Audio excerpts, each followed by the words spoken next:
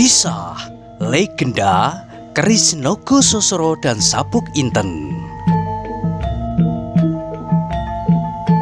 Sahabat Permata TV yang tercinta, pada kesempatan yang sangat baik ini kita masuk pada episode yang ke-124. Selamat menikmati.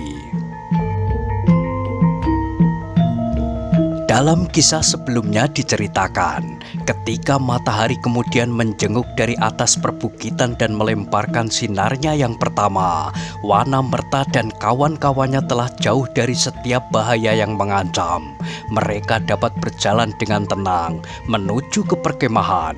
Di sana menunggu Mahesa Jenar dan Arya Saloka. Tetapi semakin dekat mereka dengan perkemahan, semakin gelisahlah mereka. Apakah yang akan dikatakan oleh Mahesa Jenar tentang mereka? Tentang rombongan kecil yang ditugaskan untuk meyakinkan rakyat Banyu Biru tentang kebenaran perjuangan Arya Saloka. Rombongan kecil itu mendapat tugas untuk memperbanyak kawan, bukan lawan. Sedang yang terjadi adalah sebuah keributan dan bencana. Meskipun itu adalah di luar kehendak mereka, namun di samping perasaan gelisah mereka tidak lupa mengucap syukur di dalam hati mereka bahwa mereka telah terlepas dari bahaya maut yang hampir saja menjebak mereka. Mengucap syukur kepada Tuhan yang Maha Pengasih yang masih memberi kesempatan kepada mereka untuk menikmati kecerahan sinar matahari. Ketika matahari sepenggalah, tampaklah di hadapan mereka, di dalam sebuah lembah yang berdinding curam, rumah-rumah kacang daun ilalang. Itulah perkemahan anak-anak Banyu Biru. Mereka memilih tempat itu untuk menghindari penyerbuan yang tiba-tiba, sebab di lembah itu mereka hanya dapat dicapai lewat mulut yang menghadap kedua arah, sehingga dengan demikian mereka seolah-olah berada di dalam sebuah benteng yang kuat. Demikianlah kedatangan Wanamerta mengejutkan anak-anak Banyu Biru. Mereka menyangka bahwa Wanamerta akan tinggal di dalam kota beberapa hari lamanya. Tiba-tiba baru semalam mereka meninggalkan induk pasukan. Kini mereka telah datang kembali. Apalagi ketika mereka melihat salah seorang dari rombongan itu terluka. "Sendang Parapat terluka," teriak salah seorang. "Heh?" sahut yang lain terkejut. "Apa katamu? Sendang Parapat terluka?" teriak orang pertama. Teriakan itu kemudian berkumandang dan mengalir dari mulut ke mulut yang lain. Maka gemparlah perkemahan itu. Seorang kemudian berlari menemui Mahesa Jenar dan dengan nafas yang memburu berkata tergesa-gesa, "Ki Wanamerta telah kembali. Sendang Parapat terluka. Agaknya lukanya cukup berat." Mahesa Jenar, Arya Saloka dan Kebu Kanigara yang berada di perkemahan itu terkejut. Dengan gemetar Arya Saloka terloncat berdiri sambil bertanya, "Apa katamu? Sendang Parapat terluka?" Orang itu mengangguk. Arya Saloka benar-benar terpengaruh oleh berita itu, sehingga tiba-tiba saja ia telah meloncat menghambur menyongsong rombongan kecil itu, disusul oleh Mahesa Jenar dan Kebu Kanigara. Wajah-wajah mereka menunjukkan ketegangan yang gelisah. Dari kejauhan, Arya melihat rombongan kecil itu dikerumuni oleh laskarnya. Wanamerta telah turun dari kudanya, demikian juga kawan-kawannya yang lain, kecuali Sendang Papat yang masih menjaga adiknya di atas punggung kuda. Ketika orang-orang yang mengerumuni Wanamerta itu melihat kedatangan Arya Saloka, Mahesa Jenar dan Kebu Kanigara, segera menyibaklah mereka. Sesaat kemudian disusul kedatangan Mantingan, Wirasaba, Rara Wilis dan Endang Widuri. Arya Saloka memandang Sendang Parapat yang pucat di atas punggung kudanya ketika matanya tersangkut pada darah yang memerah di pakaian anak muda itu. Hatinya berdesir cepat. Tiba-tiba terdengarlah pertanyaannya dengan suara yang bergetar. "Kau terluka, Kakang Parapat?" Sendang Parapat mengangguk, namun mulutnya mencoba untuk tersenyum. Dengan suara perlahan-lahan ia menjawab, "Tidak seberapa. Hanya luka kecil." Arya menarik nafas, kemudian terdengarlah giginya gemeretak. Dari matanya memancar kemarahan yang tak terkira. "Siapakah yang melukaimu?" Sendang Parapat tidak menjawab. Ia menoleh kepada Wanamerta. Agaknya ia minta supaya orang tua itulah yang menjelaskannya. Tetapi sebelum Wanamerta bercerita, berkatalah Mahesa Jenar, "Paman, bawalah Sendang Parapat ke kemahku. Biarlah lukanya mendapatkan perawatan. Sementara itu Paman dapat bercerita dengan tenang tentang apa yang telah terjadi atas Paman dan Sendang berdua." Wanamerta mengangguk, kemudian dibawanya Sendang Parapat ke kemah Mahesa Jenar, Kebu Kanigara yang telah cukup lama tinggal di padepokan Karang Tumaritis. Agaknya telah prigel pula mengobati luka. Demikianlah ia mencoba membuka luka Sendang Parapat dan membersihkannya dengan air hangat. "Bagaimana, Kakang?" tanya Mahesa Jenar.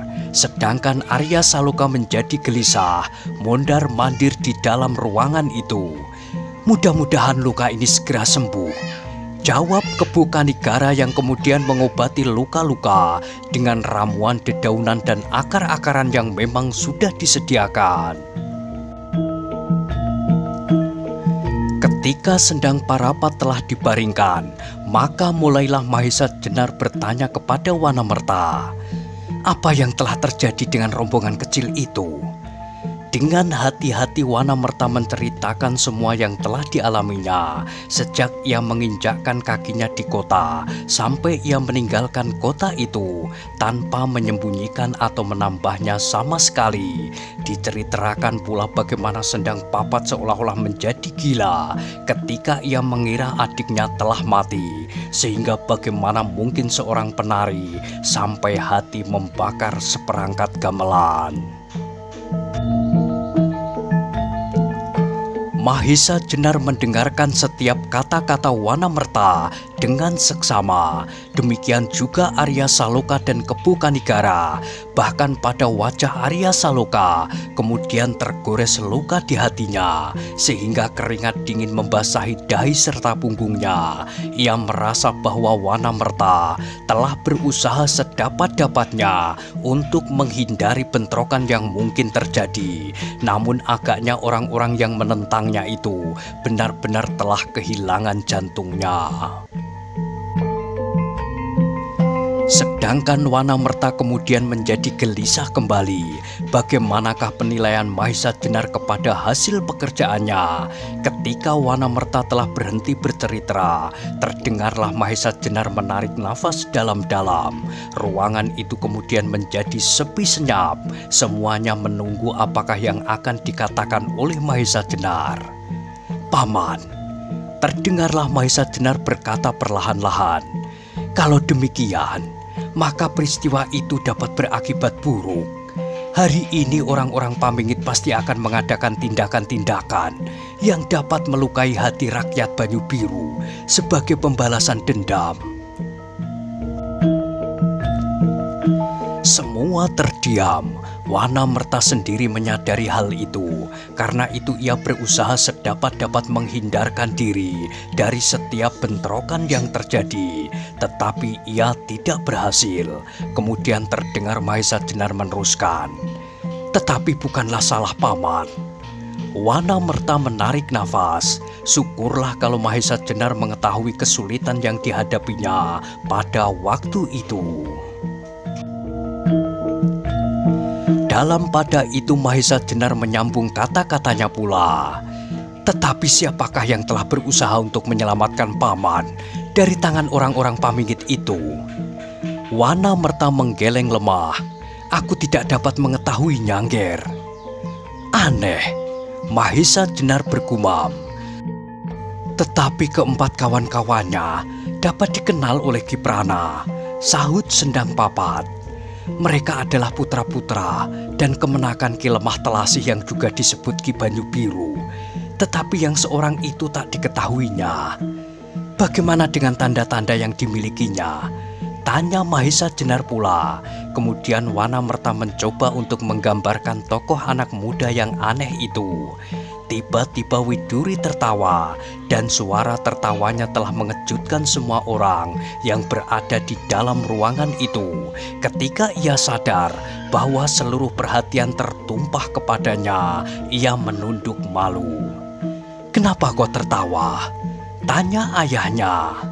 "Anak muda yang aneh itu," jawabnya. "Kenapa dia?" desak ayahnya. "Bukankah anak muda itu Kakang Karangtunggal?" sahut Widuri. Kanigara mengerutkan keningnya. Akhirnya ia berkata, "Kau benar, anak itu pasti Karangtunggal." Mahesa Jenar akhirnya mengangguk-anggukkan kepalanya pula. Ia pun agaknya sependapat bahwa anak muda itu tidak lain adalah Putut Karangtunggal, yang nama sebenarnya adalah Mas Karebet atau mendapat sebutan lain, Jaka Tingkir. "Siapakah dia?" Wanamerta ingin tahu. "Kemenakanku," jawab Kebo Kanigara. "Nakalnya memang bukan main." Wanamerta menarik alisnya yang sudah keputih-putihan. Sejak semula ia telah mengagumi Kebo Kanigara seperti ia mengagumi Mahesa Jenar. Jadi kalau kemenakannya dapat melakukan hal yang sedemikian dahsyatnya, agaknya sudah pada tempatnya. Karena itu ia berkata, "Itulah sebabnya maka anak muda itu telah mengenal Arya Saloka, Mahesa Jenar, Ki Ageng Supit, Wiraraga dan Mantingan." "Anak muda itu telah mengenal Ki Ageng Supit, Kakang Wiraraga dan aku?" tanya Ki Dalang Mantingan. "Iya, Nger," jawab Wanamerta. "Disebut-sebutnya nama-nama itu." "Tidak aneh," potong Kebo Kanigara. "Ia berjalan dari satu ujung ke ujung negeri ini yang lain. Ia singgah hampir setiap perguruan yang ada."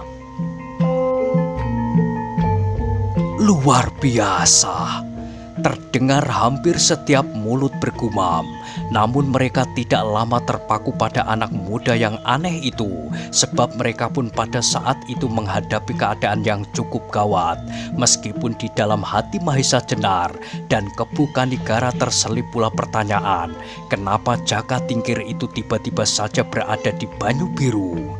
Bukankah ia berangkat dari Karangtumaritis untuk mohon diri kepada ibu serta ibu angkatnya untuk mengabdi ke Demak? Apakah ia telah menyia-nyiakan waktu sekian lamanya untuk berjalan ke sana kemari tanpa ujung pangkal, sedangkan seorang yang waskita telah mengatakan kepadanya bahwa ia akan sanggup untuk menerima jabatan agung? Tetapi pertanyaan itu tak terucapkan, sebab tak seorang pun yang akan dapat menjawab. Yang kemudian terdengar adalah suara Mahesa Jenar. "Paman, bagaimana menurut tanggapan Paman? Apakah orang-orang Pamingit itu akan membuat onar?" Kembali perhatian Wanamerta terlempar kepada peristiwa malam tadi. Setelah berpikir sejenak, ia pun menjawab, "Mungkin anak mas, hal itu adalah mungkin sekali. Kalau begitu kita harus mencegahnya." Mahesa Jenar bergumam seperti untuk diri sendiri. Namun tanggapan Arya Saloka ternyata hebat sekali. Tiba-tiba ia berdiri tegak dan dengan dada tengadah ia berkata, "Marilah Paman, betapa rinduku pada tanah kelahiran dan betapa rinduku kepada pengabdian." Akibat dari kata-kata Arya Saloka itu ternyata bukan main. Tiba-tiba ruangan itu pun menjadi riuh.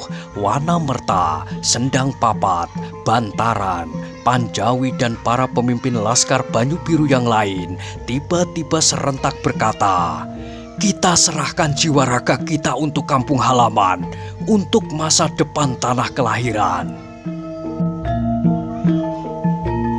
Mahesa Jenar terharu melihat kesetiaan itu. Pernyataan beberapa orang pemimpin Laskar Banyu Biru itu merupakan cermin dari setiap hati yang lain. Mereka agaknya telah bersedia sepenuh-penuhnya apapun yang akan terjadi atas mereka. Bahkan Sendang Parapat yang terbaring itu pun berkata perlahan-lahan, namun penuh dengan gelora kesetiaannya, "Kiai Wanamerta, bawalah aku serta. Aku sudah akan sembuh sore nanti." "Baiklah," jawab Mahesa Jenar kepada para pemimpin itu. Memang masa depan Banyu Biru terletak di tangan kalian. Karena keyakinan itu pula lah, maka kalian bersedia berkorban, lara lapa, menderita selama ini, dan untuk masa-masa yang belum kalian ketahui ujungnya. Meskipun seandainya kalian tidak akan mengecap kenikmatan hasil perjuangan kalian, namun anak cucu kalian akan menulis di atas lontar bahwa pada suatu masa rakyat Banyu Biru bangkit berjuang untuk menegakkan keadilan dan kebenaran, berjuang untuk anak cucu mereka tanpa pamrih bagi diri sendiri, dengan membiarkan dirinya menderita sakit dan lapar, namun dengan cita-cita luhur dan murni. Dada para pemimpin itu pun menjadi semakin bergelora, seakan-akan mereka tidak sabar lagi menunggu ke Banyu Biru sekarang juga. Sesaat kemudian terdengarlah Mahesa Jenar meneruskan, "Karena itu, bersiaplah kalian. Aku akan pergi ke Banyu Biru sekarang juga dengan Arya Saloka." Ketika Mahesa Jenar berhenti berbicara, tampaklah para pemimpin Banyu Biru itu saling berpandangan. Mereka tidak begitu mengerti maksud kata-kata Mahesa Jenar. Maka terdengarlah penjawi bertanya, "Apakah Tuan dan Adi Arya Saloka saja yang akan pergi ke Banyu Biru?" Mahesa Jenar menarik alisnya. Hati-hati ia menjawab, "Tidak, kalian semua juga akan pergi. Tetapi baiklah aku mendahului." Penjawi segera mengetahui maksud Mahesa Jenar. Mahesa Jenar agaknya masih akan mempergunakan cara damainya yang menurut dugaannya sama sekali tak akan berhasil. Karena itu terdengarlah ia menyahut, "Tuan dan Adi Saloka, di belakang Tuan berdua adalah kami sekalian, seluruh Laskar Banyu Biru ini." Mahesa Jenar sekali lagi menarik alisnya. Dengan ragu-ragu ia memandang Kepu Kanigara, seolah-olah minta pertimbangan. Kepu Kanigara pun mengetahui betapa sulitnya mengendalikan perasaan sekian banyak orang yang sedang marah, tetapi sama sekali kurang bijaksana kalau ia turut campur dalam pembicaraan itu. Sebab Laskar Banyu Biru itu lebih banyak mengenal Mahesa Jenar daripada dirinya. Dengan demikian, penjawi hanya dapat mengangguk-anggukkan kepalanya dan mencoba mengetahui perasaan Arya Saloka. Kalau saja Arya Saloka dapat ditenangkan, maka ada harapan untuk menenangkan seluruh Laskar Banyu Biru itu. Tetapi ketika terpandang wajah anak muda itu, baik Mahesa Jenar maupun Kepu Kanigara hanya dapat menekan dada mereka, sebab dari mata anak itu memancarkan api kemarahannya yang menyala-nyala, sehingga dalam mata itu seolah-olah membayangkan cahaya api yang bergelora. Apalagi ketika kemudian terdengar anak muda itu berkata, "Paman, matahari masih belum tinggi di puncak langit. Kalau Paman memerintahkan, sekarang juga kita akan berangkat." Mahesa Jenar mengangguk-angguk, namun di dalam hatinya berkecamuk kecemasan yang gemuruh. Kalau ia menuruti perasaan marah yang meluap-luap dari pemimpin Laskar Banyu Biru itu, maka akibatnya adalah di luar kemauannya. Yang terjadi kemudian adalah pertempuran yang mengerikan antara sesama keluarga, antara orang-orang Banyu Biru melawan orang-orang Pamingit yang pasti akan dibantu oleh sebagian kecil orang orang-orang Banyu Biru juga. Banyu Biru dan Pamingit adalah ibarat daun sirih, wajah dan punggungnya meskipun berbeda wujudnya, namun apabila digigit akan sama rasanya, sebab keduanya adalah belahan dari tanah perdikan yang tunggal, tanah perdikan Pangrantunan. Karena itulah maka Mahesa Jenar mencoba untuk mencegahnya. Dengan sangat hati-hati pula ia berkata, Aku tentu akan segera minta kalian untuk berangkat. Tetapi kau adalah kunci persoalan itu, Arya. Mestikah kita memilih jalan yang pahit lebih dahulu sebelum kita coba jalan yang licin? Masih adakah jalan yang licin itu, Paman? Bertanya Arya Saloka. Kemungkinan masih selalu ada, Arya. Apalagi kakekmu Ki Ageng Soradipayana telah meminta agar kau datang kepadanya, jawab Mahesa Jenar. Arya Saloka diam sesaat, tetapi ketika ia melihat Sendang Parapat terbaring, menyala kembalilah hatinya. Karena itu ia menjawab, kalau Eyang Soradipayana mampu mencegahnya, maka peristiwa ini tak akan berlarut-larut. Mahesa Jenar terkejut mendengar jawaban itu. Agaknya Arya telah hampir tidak sabar lagi. Meskipun ia dapat mengetahui perasaan apakah yang telah mendorong anak muda itu, namun apa yang diucapkan itu adalah pertanda betapa sakit luka hati yang dideritanya, didorong pula oleh sifat kepemimpinan yang dimilikinya. Maka ia merasa bertanggung jawab atas keselamatan rakyat Banyu Biru. Tetapi karena itu pula lah, maka Mahesa Jenar merasa bahwa usahanya bertambah sulit. Namun demikian ia menjawab, Arya, persoalan yang dihadapi oleh eyangmu adalah terlalu sulit. Bukan sekedar mencegah tindakan-tindakan pamanmu saja, tetapi ada persoalan-persoalan lain yang memaksanya untuk berbuat bijaksana. Arya Saloka kurang dapat memahami cara berpikir gurunya. Namun sebagai seorang murid yang selama ini merasakan betapa gurunya itu mengasuhnya dengan penuh kasih sayang dan tanggung jawab, maka Arya Saloka tidak berani lagi untuk membantahnya. Di sudut hatinya, Arya Saloka pun menaruh kepercayaan yang kuat terhadap gurunya itu. Kepercayaan yang sedikit terdesak oleh kemarahan yang meluap-luap. Ia tahu pasti bahwa seperti biasanya gurunya akan membawanya lewat jalan yang paling bersih dari kemungkinan noda-noda yang dapat memercik pada dirinya. Tetapi di samping itu, ketidaksabarannya telah memukul-mukul dadanya seolah-olah akan pecah.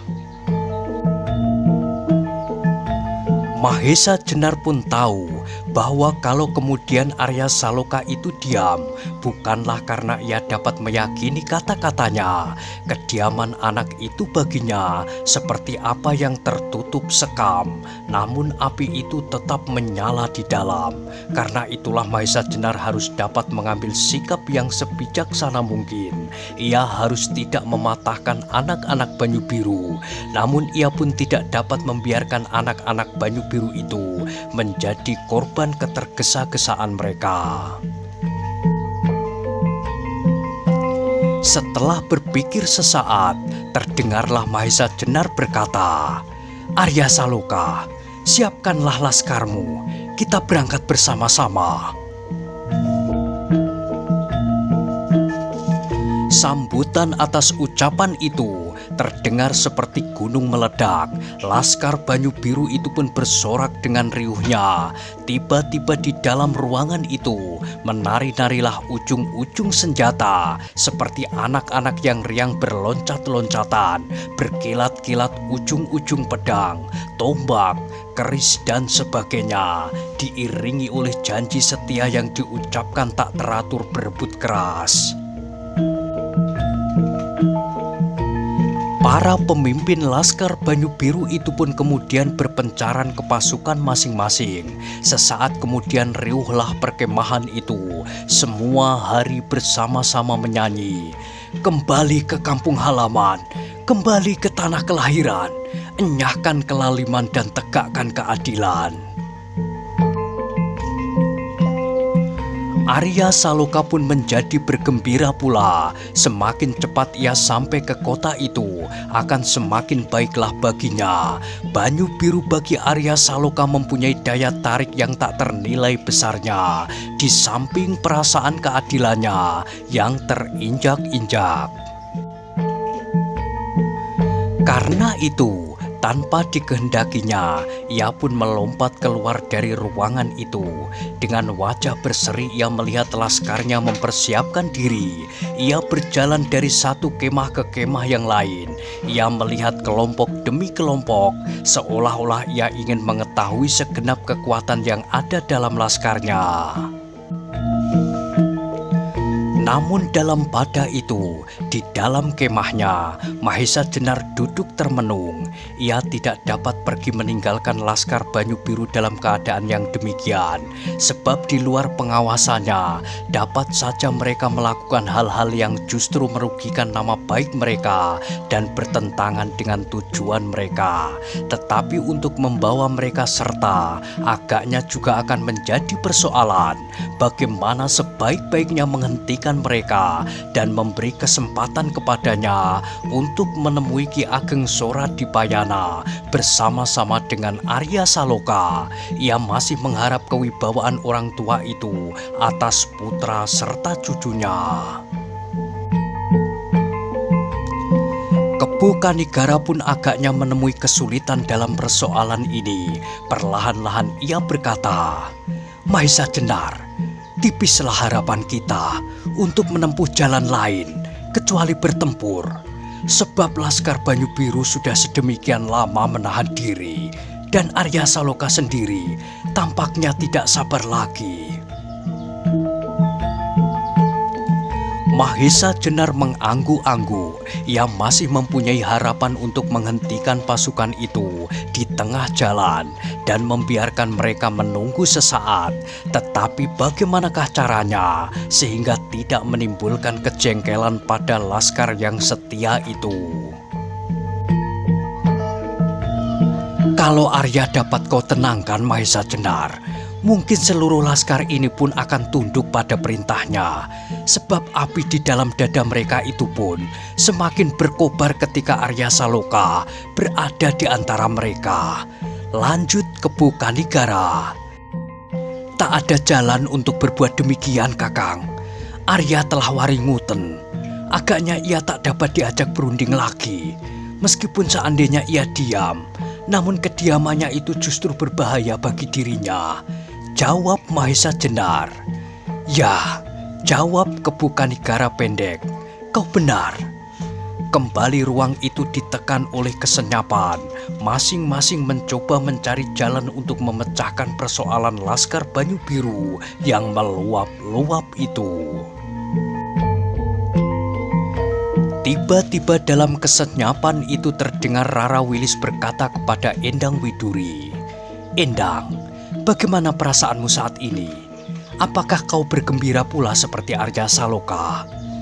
Widuri tidak tahu arah persoalannya. Meskipun ia mendengar pembicaraan ayahnya dan Mahesa Jenar, namun sebenarnya ia lebih setuju dengan pendapat Arya Saloka. Kenapa Banyu Biru itu tidak digempur saja, mati atau mukti? Dengan demikian persoalannya akan lekas selesai. Karena itu ia pun menjawab, "Aku bergembira seperti Kakang Arya Saloka. Aku kagum pada sikap jantan yang dimilikinya." Rara Wilis mengangguk-angguk.